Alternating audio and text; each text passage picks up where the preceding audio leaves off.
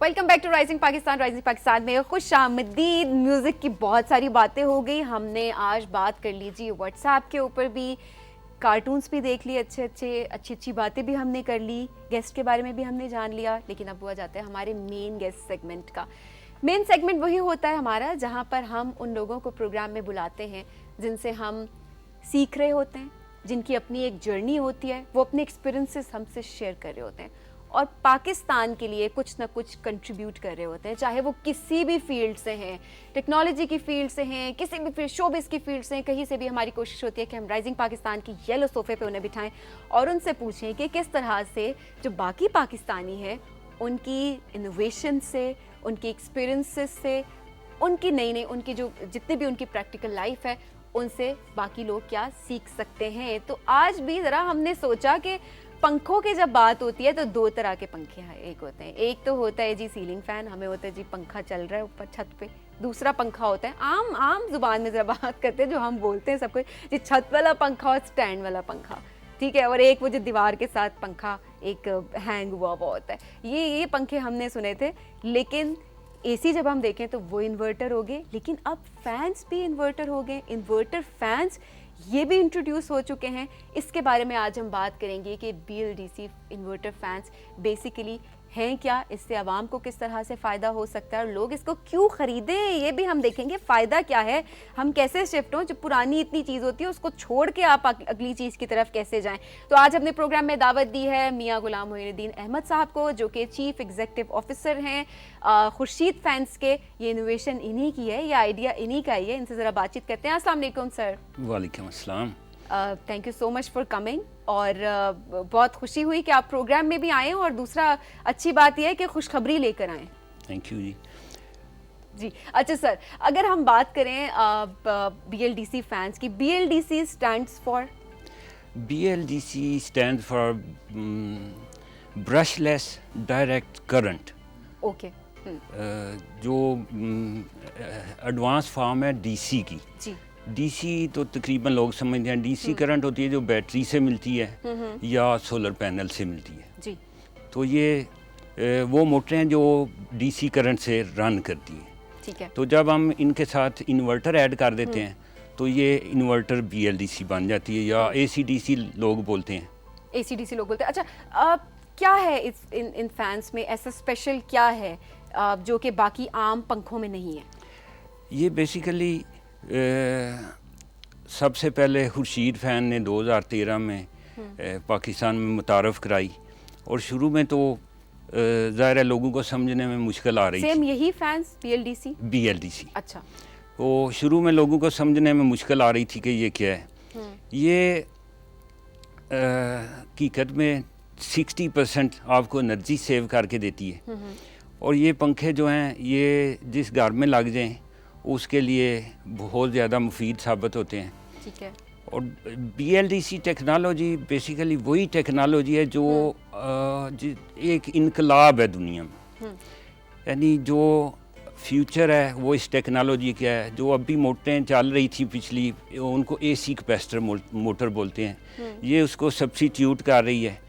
और फ्यूचर में ये बल्कि तेज़ी से इंजन का भी मुतबादल है। अच्छा जी। ये बिल्कुल वही टेक्नोलॉजी है जो गाड़ियों में, इलेक्ट्रिक व्हीकल्स में यूज़ हो रही है, इलेक्ट्रिक बाइक्स में यूज़ हो रही है। इसकी शेप और कुछ साइज़ थोड़ा चेंज करने से ये किसी भी जगह इस्तेमाल की जा सकती है। अच्छा, ये किस तरह से जो आम पंखे होते हैं, क्योंकि आम ऑडियंस हमें देख रहे तो हम चाहेंगे कि हम इंट्रोड्यूस करवा रहे हैं एक चीज़ को, तो एक थोड़ा सिंपल करके भी हम बता दें। जी। ये स्टैंड वाले पंखे हैं या फिर ये सीलिंग फैंस हैं छत पे लगने वाले, या फिर कितने साइज़ का फ़ैन है, किस तरह से है? ये जैसा कि मैंने आपको बताया कि ये मोटर जो है ना अपना साइज़ और शक्ल चेंज करके हर जगह इस्तेमाल हो सकती है। ताकि गाड़ियों में, मोटर बाइक्स में भी होना शुरू हो गए तेज़ी से। ये इनकलाब है। इसी तरह जितनी टाइप्स के पंखे हैं उन सब में ये मोटर्स यूज़ हो रही हैं। ओके। चाहे वो पेडेस्टल फ़ैन हो, सीलिंग फ़ैन हो, या वॉल ब्रैकेट हो, एग्जॉस्ट फ़ैन हो, ये सब में यही मोटर यूज़ हो रही है। ठीक है। सो ये बेसिकली जो एक मोटर है वो सारे फैंस के जो आम पंखे होते हैं उनके अंदर इसको जी। इंक्लूड किया गया है, जिसकी वजह से ये BLDC इन्वर्टर फैंस इनको कहा जाता है। जी बिल्कुल। बिल्कुल। अच्छा सर, ये कैसे इतनी इनोवेशन का ख्याल आया, क्या क्या सोच के आपको क्या लगा कि क्यों हमें ये इंट्रोड्यूस करवानी चाहिए? क्योंकि मेरे ख्याल में लोग अमूमन इस तरह से नहीं, जो आम रूटीन की चीज़ें होती हैं उनको इतना नहीं, वो कहते हैं अच्छा ठीक है जी चल रहे हैं, पंखे ही चल रहे हैं, इसमें से क्या बात है। तो कैसे कैसे आपने इनोवेशन? असल में वो कहते हैं ना, ज़रूरत ईजाद की माँ होती है। बिल्कुल। तो आपको पता है 2010, 11, 12 वो एनर्जी शॉर्टेज की वजह से पाकिस्तान में क्या हालात थे कि लोड शेडिंग, लंबी लंबी लोड शेडिंग हो रही थी। और हमने देखा, चूँकि हम तो फ़ैन इंडस्ट्री में थे, इस फील्ड में थे, लाइट्स में बड़ी इनोवेशन आ गई। बल्ब, आम बल्ब जो 100 वाट या 60 वाट का था, उसकी जगह वो एनर्जी सेवर लाइट्स आ गई। उनसे बड़ा इनकलाब बर्पा हो गया। तो हमने सोचा क्यों ना हम अपनी फील्ड में अपने मुल्क के लिए कुछ करें। तो हमने उस वक्त अग्रेसिवली इसके ऊपर काम शुरू किया। ठीक है। और नेट पे और मुख्तलिफ मुल्कों में जाके इसके ऊपर रिसर्च की, और ये टेक्नोलॉजी बिलाखिर 2013 में हमने डेवलप करवाई और पाकिस्तान में सबसे पहले इंट्रोड्यूस करवाई। अच्छा, कितना टाइम लगा आपको इसको डेवलप करने में? ये इसको मेहनत तो हमने काफ़ी लंबा अरसा प्लानिंग और सारा कुछ किया, लगभग 2 से 3 साल के बाद। 2 से 3 साल के अरसे में आपने इसको बना दिया? क्योंकि ये सिर्फ ये नहीं था कि भाई एक चीज़ है आप कहीं से पकड़ के उठा के ले आओ, उसको पंखे की शक्ल में डालना था, मुख्तलिफ पंखों की शक्ल में उसके मोल्ड बनाना, ये बड़ा लंबा काम होता है। Exactly. और बहुत रिस्की भी था। लेकिन अल्हम्दुलिल्लाह हमने रिस्क लिया, और शुरू में तो लोग इसको एक्सेप्ट करने को भी तैयार नहीं थे। Exactly, मेरा अगला सवाल भी यही था कि 2013 में आपने जब इसको इंट्रोड्यूस कराया तो पहले तो लोगों का क्या रिएक्शन था जब आपने बताना शुरू किया? कुछ लोग तो इसको फॉलो करते थे, लेकिन चूंकि हमारे रेगुलर कस्टमर्स होते हैं, शॉपकीपर्स, डीलर्स होते हैं, तो हमने बहुत सारों के साथ ऐसे भी किया कि अगर उनकी गाड़ी जा रही है तो हमने बोला जी 10 पंखे डाल दें सैंपल के तौर पे, तो इनको समझ आ जाएगी। समझाया भी। तो कुछ लोगों ने तो यहाँ तक किया कि साल के बाद वो 10 पंखे हमारे पास वापस ले आए, कहते हैं कि जी इसकी तो हमें समझ ही नहीं है, आपने ये क्या बेच दिया हुआ है। अच्छा। तो लेकिन वही बंदे थे जो फिर अगले साल उनके लिए लाइन में लग के वो इंतज़ार कर रहे थे कि हमें कब मिलेंगे। ठीक है। क्योंकि ये बिल्कुल नई चीज़ थी उस वक़्त। हाँ। पूरी ये मैं समझता हूँ कि अल्लाह ताला ने हमें बहुत बड़ा शरफ़ दिया मुल्क की खिदमत करने का, कि ये टेक्नोलॉजी जो है ये दुनिया में एक इनकलाब है। आप बहुत दूर की बात नहीं है, इंशाल्लाह आप देखेंगे कि सारी गाड़ियाँ बाइक्स इस पे आएंगी। और मेरे ख्याल में इसी से लोगों के लिए भी कन्वीनियंस जो है वो पैदा होती है, बिकॉज अभी देखा जाए तो लोग अब जो पुराने AC की भी अगर हम बात करें, कोई भी चीज़ है घर की भी, मतलब जिस तरह आपने बताया कि एक अब जो बल्ब है वो भी अब एनर्जी सेवर्स आ गए हैं, क्योंकि लोग उसी तरफ जाएंगे जहाँ पर उनकी अपनी बचत हो रही होगी। और अब शायद दौर वो आ गया है कि लोगों के अंदर अवेयरनेस है, लोगों को समझ है हर चीज़ की, वो खरीदेंगे भी वही चीज़ जिसमें वो देखेंगे उनका फ़ायदा है, ना कि ये कि वो अपेरेंटली कैसे दिख रही है चीज़, वो ये देखेंगे कि उनका फ़ायदा किस चीज़ में है। बेशक, क्योंकि हर बंदे ने अब जो दौर है, अवेयरनेस है, इंटरनेट है, बच्चे भी रिसर्च कर रहे होते हैं हर एक चीज़ पे, तो अब बहुत ईजी हो गया हमें लोगों को समझाना।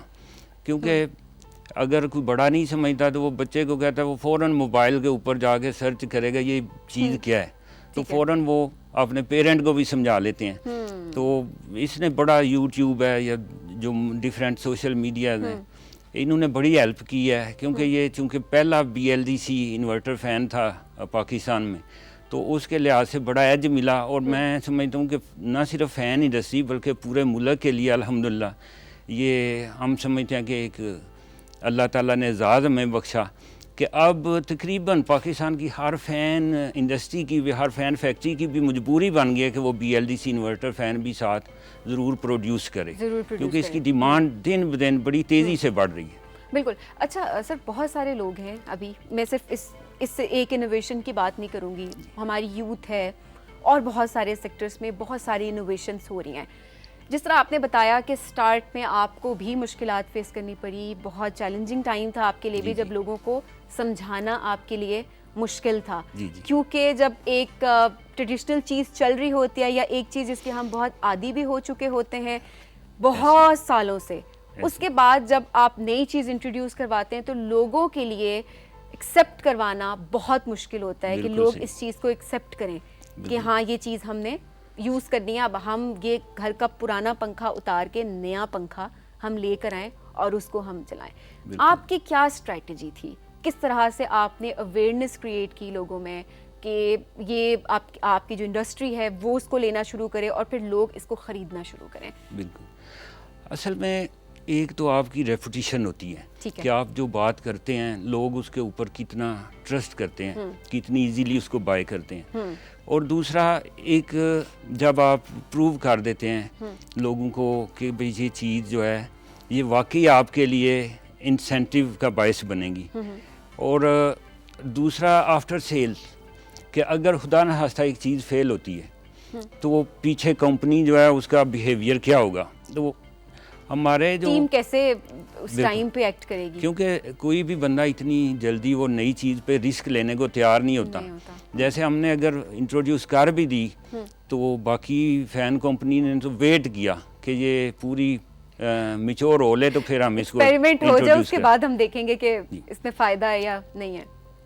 तो लोगों को अच्छे तरीके से अवेयरनेस देने के लिए हमने बड़ी मेहनत की है। आपने सबसे पहले अपने डीलर्स के सेमिनार किए, उन्हें बुलाया, उन्हें चला के दिखाया और उन्हें पूरा इंश्योर कराया कि भाई ये चीज़ जो है हमने इसको पूरा टेस्ट कर लिया है और ये फ्यूचर है, इसको अगर हम अभी इसे प्रमोट ना करेंगे तो हम पीछे रह जाएंगे।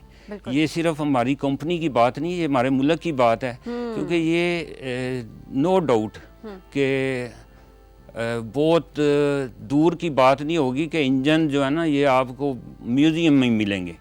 ये इतना बड़ा इनकलाब है, ये वाकई बहुत बड़ा इनकलाब है। और अभी शायद हम जो बातें कर रहे हैं कुछ टाइम के बाद जब ये चीज़ें इंट्रोड्यूस हो जाएंगी और ज़िंदगी का ऐसे पार्ट बन जाएंगी तो डेफिनेटली उस टाइम पे हम सोचेंगे अच्छा ये बातें हम क्या करते थे। जी हाँ। जी बिल्कुल। अच्छा सर, थोड़ा सा हम BLDC फैंस के बारे में अगर मज़ीद जानना चाहें तो बिजली को किस तरह से ये कम यूटिलाइज़ करता है, किस तरह से बिजली के बिल में एक आम इंसान है अगर ये वो फ़ैन लगाता है तो बिजली के बिल में कितना फ़र्क आएगा?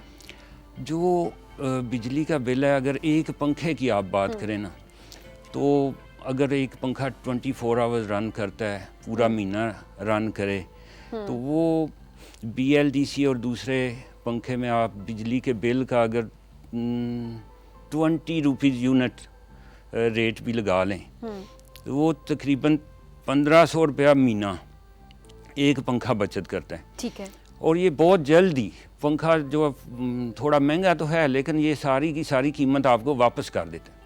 अच्छा, अभी आम पंखों के मुकाबले में कीमत ये अभी इसकी ज़्यादा है, लेकिन जो हम स्टार्ट में एक दफ़ा की वो कहते हैं ना वन टाइम इन्वेस्टमेंट है कि एक दफ़ा आपने इसको लगा लिया, उसके बाद जो आप बिजली के बिल में इतने पैसे दे रहे होते हैं जी जी वो आपको कम देंगे। बिल्कुल ऐसी है। अच्छा सर, अगर हम सोलर की बात करें, सोलर पैनल्स की, क्योंकि हम कहते हैं ना दुनिया बहुत आगे जा रही है तो अब लोगों ने उसका भी इलेक्ट्रिसिटी उसका भी मुतबादिल ढूंढ लिया है, तो अब सोलर पैनल्स जो हैं वो भी तकरीबन घरों में लगे हुए हैं। सो एक सोलर पैनल के ऊपर कितने BLDC फैंस जो हैं वो कनेक्ट हो सकते हैं?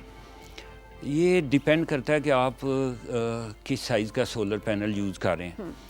जो BLDC फ़ैन है ये तकरीबन 30 वाट्स यूज़ करेगा सोलर पैनल पे। ठीक है। और सोलर पैनल की एफिशिएंसी भी 100% नहीं होती, यानी अगर आप 50 वाट का बहुत छोटा सा सोलर पैनल ले लें तो उसकी एफिशिएंसी फ़र्ज़ करें 70% भी है तो फिर भी वो 36 वाट्स दे रहा होगा। तो आम जो छोटे पैनल हैं वो 150 वाट के चल रहे हैं मार्केट में, तो वो 3 पंखे रन कर सकते हैं। ठीक है, 3 पंखे जो हैं वो रन कर सकते हैं। आम ये छोटे साइज़ का 150 वाट। अच्छा सर, हमने अवाम के फ़ायदे की भी बात कर ली कि एक नई चीज़ इंट्रोड्यूस हो जाएगी, अवाम इसको यूज़ करना शुरू कर देगी, लेकिन मज़ीद क्योंकि अब डेफिनेटली अभी हम इस प्लेटफॉर्म के थ्रू भी एक अवेयरनेस तो क्रिएट कर रहे हैं ना कि लोगों को पता चल सके कैसे वो नई टेक्नोलॉजी की तरफ, नई चीज़ों की तरफ वो जा सकते हैं, इनोवेशंस को वो भी अपना सकते हैं। लेकिन अगर हम मुल्क की बात करें, क्योंकि आपने जिस तरह बताया कि एनर्जी को ये किस तरह से वो सेव करता है। जी। मुल्क की इकोनॉमी पे इसका क्या फ़र्क पड़ेगा अगर पूरे मुल्क में दूसरे फैंस को हटा दिया जाए और BLDC फैंस को इंट्रोड्यूस कर दिया जाए? अच्छा, ये मैं आपको ना बड़े आसान अल्फाज में एक्सप्लेन करना चाहूँगा जी। ताकि वो हर बंदे की समझ में आए कि ये कोई फैक्ट्स एंड फिगर से आर्ट के बात नहीं है। जी। अगर जनरली हम देखते हैं किसी घर में जितने पंखे लगे हुए हैं जी। वो तकरीबन उससे कम अफराद उस घर में रह रहे होते हैं। तो पाकिस्तान की पॉपुलेशन तकरीबन 22 करोड़ की है, तो उस हिसाब से अगर हम उसको बहुत कम भी कर लें तो 2 बंदों के लिए भी एक पंखा ले आएँ तो 12 करोड़ बनेगा। उसको भी अगर मज़ीद भी कम कर लें 10 करोड़ का हम एस्टीमेट कर लेते हैं कि 10 करोड़ पंखा पाकिस्तान में रन कर रहा है। अब अगर उसकी एनर्जी कंजम्पशन आप देखें, मिनिमम भी कर लें, मिनिमम भी वो 2 रुपये फ़ी घंटा बिजली की वो आपको कास्ट पड़ रही है। अच्छा। अब 10 करोड़ पंखा है जो वो 1 घंटे में आपका 20 करोड़ की बिजली खाएगा। 20 करोड़ का आप 60% समझ लें वो सेविंग हो जाएगी आपके पंखे रिप्लेस करने में। वो बन गया 12 करोड़ रुपया। ये मैं सारे फिगर नीचे करके आपको बता रहा हूँ, यानी एक्चुअल इससे काफ़ी ऊपर ही होगा। तो 12 करोड़ रुपया फ़ी घंटा, उसको आप मल्टीप्लाई कर लें पूरे 24 घंटे से, फिर मंथ से, फिर पूरे ईयर से, तो ये कितनी बड़ी सिर्फ पंखों की मद में बचत है कि आपको तो कितने पावर प्लांट्स ही बंद करने पड़ जाएंगे, आपको ज़रूरत ही नहीं रहेगी। इतना बड़ा ये फ़ायदा है मुल्क तो का। ये तो जिस तरह आप बात कर रहे थे स्टार्ट में कि एक इनकलाब ही है कि जिससे आपको फ़ायदा हो सके, क्योंकि सारी चीज़ें आप देखे जाएं तो वो मॉडर्न टेक्नोलॉजी की तरफ जा रही हैं जिसमें फ़ायदा हो सके। और सबसे अच्छी चीज़ ये है आपके सेक्टर के लोग हो गए या और बहुत सारे सेक्टर्स के लोग कि वो अपने बिजनेस के साथ साथ अब मुल्क का भी साथ में सोचते हैं कि आवाम को भी फ़ायदा हो, आपका भी, क्योंकि एक पंखा तो एक आम इंसान ने ख़रीदना ही ख़रीदना है ना, मतलब वो तो ज़रूरत है हर घर की, तो पंखा तो ख़रीदना ही है, लेकिन उसको किस तरह से आप पाकिस्तान के फ़ायदे के लिए इस्तेमाल कर सकते हैं, तो वो भी एक डेफिनेटली गुड। बट अच्छा सर, आपकी ये इनकलाब की आप बात करें, इनोवेशन की बात करें, तो क्या ये कैसे इस सेक्टर में आने का आपने सोचा कि आपने यही करना है और किसी और फील्ड में नहीं जाना? इस फील्ड में तो हम पहले थे यानी 1990 से मेरे वालिद साहब मियाँ खुर्शीद अहमद साहब और मैंने ये काम शुरू किया। मैंने ग्रेजुएशन के बाद उनको ज्वाइन किया और बाद में मेरे भाई मियाँ सईद अहमद और मियाँ शहजाद अहमद ने भी हमें ज्वाइन कर लिया। ठीक है। तो इस फील्ड में हम चूँकि पहले से थे और जब ये एनर्जी की क्राइसिस शुरू हुई तो हमने सोचा क्यों ना हम भी जो जिस फील्ड में उस फील्ड में रहते हुए हम मुल्क के लिए कोशिश करें। वो काम को अल्लाह ताला ने हमसे लिया जिसको हम अब फ़ख्र से कहते हैं। और ये अल्लाह की रहमत है कि गुजरात के जो बड़े हमारी इंडस्ट्री के बिजनेसमैन हैं, मैं उनको बहुत ज़्यादा क्रेडिट देता हूँ कि वो हर स्टेज के ऊपर हमें अप्रिशिएट करते हैं, यानी कोई जेलसी नहीं है, कोई कुछ नहीं है। मैं उनका बहुत समझता हूँ कि बड़ापन है और ये बहुत बड़ी बात होती है। वो स्टेज के ऊपर खड़े होके भी इसको मेंशन करने में हिचकिचाते नहीं है कि ये किसका क्रेडिट है। और दूसरा, ये पंखों के बारे में थोड़ा सा मैं आपको मज़ीद इन्फॉर्मेशन देना चाहता हूँ कि जो हमारी वो करंट चल रही थी मोटर, AC कैपेसिटर मोटर, और ये एनर्जी सेविंग के अलावा भी इसमें बहुत सारी खूबियाँ हैं compare to AC capacitor motor. ठीक है। AC कैपेसिटर फ़ैन, उनमें अगर हर बंदे के लिए डिफरेंट चीज़ की डिफरेंट वैल्यू होती है। अब एक बंदा है उसके लिए एनर्जी सेविंग की ज़्यादा वैल्यू है, अब दूसरा बंदा है उसके लिए पीस नॉइज़लेस फ़ैन। अब AC कैपेसिटर फ़ैन में हमने भी बहुत ज़ोर लगाया, बड़े साल उसके ऊपर मेहनत की कि इसको किसी तरीके से नॉइज़लेस किया जाए। हाँ, ये वैसे आम इंसान भी यही चाह रहा होता है कि शोर कम हो, पंखे का सुकून हो। अब वो पंखे में प्रॉब्लम ये है कि उसको हम डीमर के साथ जब स्लो करते हैं तो उसमें अजीब तरह की आवाज़ें पैदा होनी शुरू हो जाती हैं, जो कि बेडरूम में अगर लगा हो या TV लॉन्ज में या जहाँ भी, वो डिस्टर्ब करेगा आपको। इस मोटर में ये खूबी है इस पंखे में कि इसको आप रिमोट से कंट्रोल करते हैं। अच्छा जी, आप इसको रिमोट से कंट्रोल करते हैं। आप इसको लोएस्ट स्पीड पे भी लाएंगे तो ये बिल्कुल कोई नॉइज़ पैदा नहीं करेगा। ज़बरदस्त। अता के जो दूसरे पंखे होते हैं एसी कैपेसिटर वाले, वो जब अगर आपके घर में यूपीएस लगा है तो आपकी बिजली ऑफ हुई है और यूपीएस पे कन्वर्ट हुआ है पंखा, तो फ़ौरन आपको पता चल जाएगा कि ये बिजली बंद हो गई है और ये आवाज़ पैदा होनी शुरू हो गई है पंखों से, बिल्कुल यूपीएस पे शिफ्ट हो गए। डिफरेंट आवाज़ आना शुरू इसमें हो आपको जाती फील है। तक भी नहीं होगा, यानी अच्छा। उसी तरह नॉइज़लेस रहेंगे। और इसके अलावा जो ये मोटर है इसमें ये खूबी है कि ये गर्म नहीं होती। अच्छा। जो एसी कैपेसिटर मोटर है वो इतनी गर्म होती है कि उसको मैं कम से कम मेरे जैसे हाथ में टच नहीं कर सकता, और ये मोटर बिल्कुल ठंडी होती है। और आप अंदाज़ा कर लें अगर एक रूम में छोटे कमरे में इस तरह की चीज़ रखी जाए जिसको आप टच नहीं कर सकते, इतना उसका हाई टेम्परेचर हो, तो वो डेफिनेटली रूम टेम्परेचर को भी अफेक्ट कर और रही आपने होती बताया कि जब ये मोटर गर्म नहीं होती तो डेफिनेटली इसकी वारंटी भी ज़्यादा होती होगी, ख़राब बहुत कम होते होंगे, मतलब क्या कहते हैं पंखा जल गया, पंखा ख़राब हो गया, तो ये वाली कंप्लेंट्स भी बहुत कम आएंगी अब, या बिल्कुल भी नहीं आएंगी। मैं अप्रिशिएट करता हूँ आपके नॉलेज को माशाल्लाह क्योंकि जो भी चीज़ ख़राब होती है ना वो ईट से ही ख़राब होती है। एग्जैक्टली। अब ये तकरीबन 9 साल हो गए हमें ये मोटरें प्रोड्यूस करते हुए जी। और आप यकीन करें कि मैंने एक मोटर भी जली हुई नहीं देखी। नहीं, अभी तक नहीं। अभी तक मैंने एक सिंगल मोटर जली हुई कितने साल हो गए? अगर एक ये 9 ईयर्स हो गए। 9 ईयर्स तक अगर आप ये फैन यूज करते हैं तो 9 ईयर्स तक कोई भी कंप्लेन नहीं आई अभी तक? अभी तक एक भी नहीं आई। और उस दूसरी मोटर में 1 से 2% कंप्लेंट जलने की रहती है, चाहे आप जितनी मर्जी एहतियात कर लें। बिल्कुल बिल्कुल ऐसा ही है। तो ये तो डेफिनेटली जितने भी लोग अभी हमें देख रहे हैं उनको एक तो ये कि अपना फ़ायदा उसका कि वन टाइम ये है इन्वेस्टमेंट है कि आप वन टाइम इन्वेस्ट कर रहे हैं, जैसे कि बताया है कि आपने भी बहुत अच्छे तरीके से एक्सप्लेन किया कि स्टार्ट में तो पैसे लग रहे हैं कि थोड़ा पंखा आम पंखों से महंगा ज़रूर होगा, लेकिन जब आपका बिजली का बिल आना शुरू हो जाएगा तो उसमें आपको नज़र आएगा कि वो पैसे आपको एक तरह से रिटर्न हो रहे हैं और वो कुछ टाइम उसके बाद आपको सिर्फ फ़ायदा ही फ़ायदा है इससे। और दूसरी जो मुझे सबसे अच्छी चीज़ इसकी यही लगी है कि ख़राब होने का कोई खर्चा नहीं है। जिस तरह से 9 साल जो है एक पंखा अगर ये चलता आ रहा है तो अभी तक एक भी इसकी मोटर जो है वो ख़राब नहीं हुई, तो डेफिनेटली ये एक बहुत बड़ी बात है। और ये आम इंसान के लिए एक यही चीज़ होती है कि आम बंदा इसी तरह से सोच रहा होता है कि किस तरह से उसके लिए ये चीज़ कन्वीनियंट और वो इस चीज़ को ख़रीदे, तो डेफिनेटली ये ज़रूर लोग ख़रीदेंगे। आखिर में सर मैं चाहूँगी कि आप कोई हमारी यूथ अगर हमें देख रही है, क्योंकि आपने जिस तरह एक बात की मुझे बहुत पसंद आई, वो ये कि हाँ आपने मुल्क का साथ साथ सोचा। आप आम पंखे भी बना सकते थे, पंखे तो बिकने हैं, ये मतलब ये फील्ड ऐसी है कि अगर आपने एक चीज़ बना दी तो लोग तो ख़रीदेंगे, ज़रूरत की चीज़ है ये, लेकिन साथ साथ ये कि उसमें इनोवेशन लेके आए आप और आपने अपने मुल्क का भी सोचा। जितनी भी यूथ या कोई भी लोग अभी हमें पाकिस्तान में किसी भी एज के लोग हमें देख रहे हैं, अगर वो कुछ नई इनोवेशन लाना चाहते हैं, उनको क्या क्या चीज़ें अपने माइंड में रखनी चाहिए, क्या मैसेज देना चाहेंगे उनको आप? बेसिकली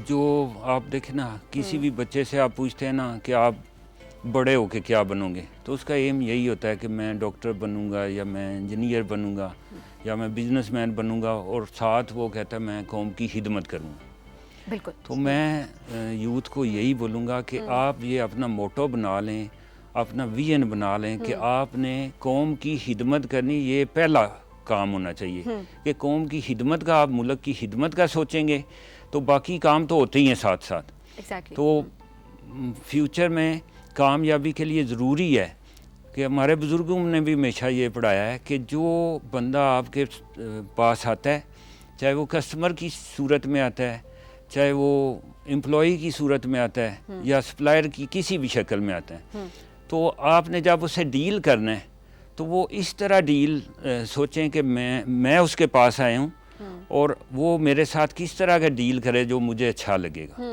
तो कभी भी आप नाकाम नहीं होंगे। एग्जैक्टली। तो इसी सोच के साथ आप आगे बढ़ें तो डेफिनेटली आप कोई ना कोई जो भी आप नई चीज़ लेकर आते हैं और फिर आप डीमोटिवेट भी हो जाते हैं कि शायद लोग इसको एक्सेप्ट नहीं करेंगे, आपने एक नई चीज़, तो एक्सेप्टेंस में भी टाइम लगता है क्योंकि नई चीज़ को हमेशा एक्सेप्ट करवाना बहुत मुश्किल होता है। तो वो स्ट्रेटजी जो है वो भी डेवलप होती है और एक अच्छी सोच के साथ, मुस्बत सोच के साथ आप आगे में। Thank you so much sir, thank you so much for coming. बहुत अच्छा लगा आपसे मिल के, बात करके, और ये चीज़ एक बहुत अच्छी लगी कि BLDC फैंस जो है वो आवाम को तो फ़ायदा देंगे लेकिन साथ मुल्क को भी फ़ायदा देंगे। बहुत शुक्रिया, have a good day. Thank you जी, बहुत शुक्रिया। नाजरीन, प्रोग्राम का इख्तिताम हुआ चाहता है आज के दिन का। परेशान बिल्कुल नहीं होना क्योंकि कल दोबारा हम हाजिर होंगे कुछ नए कंटेंट के साथ, नए सेगमेंट्स के साथ। मीनवाइल अपना फीडबैक देना मत भूलिएगा। हमारे फेसबुक पेज पे, इंस्टाग्राम पे और व्हाट्सएप पे आप हमें अपना फीडबैक दे सकते हैं और अपनी पिक्चर्स आपने ज़रूर शेयर करनी है। और आज का टास्क जाते जाते मैं रिपीट करूँगी कि आपने बताना है कि इस बार, इस साल समर वेकेशंस में जितने भी स्टूडेंट्स हमें देख रहे हैं उनके क्या प्लान्स हैं, क्या सोचना शुरू कर दिया है। अगर कर दिया है तो हमें आइडियाज़ दें। आइडियाज़ आप हमें देंगे तो उससे हम शेयर भी करेंगे और उससे बाकी बच्चों को भी फिर आइडियाज़ मिलेंगे कि वो भी ये चीज़ कर सकते हैं। तब तक रखिए अपना ख्याल। खुदा हाफिज़। यह है राइजिंग पाकिस्तान।